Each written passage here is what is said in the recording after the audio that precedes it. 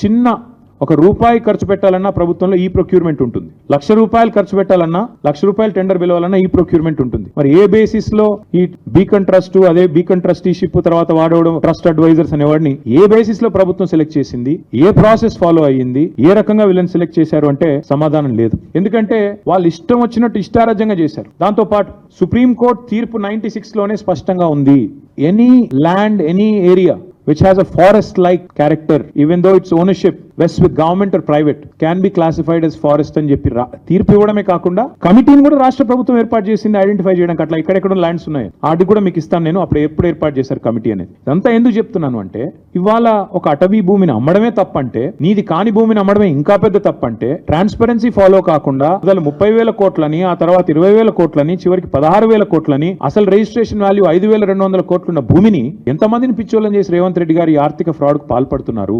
Ultimate గా దీని వెనకాల మతలబేంది. మీరు దయచేసి నేను మిమ్మల్ని అడిగేది, నేనేదో ఇది కేవలం ఆరోపణ చేయడం లేదు, నేను వదిలిపెట్టను కూడా ఈ అంశాన్ని.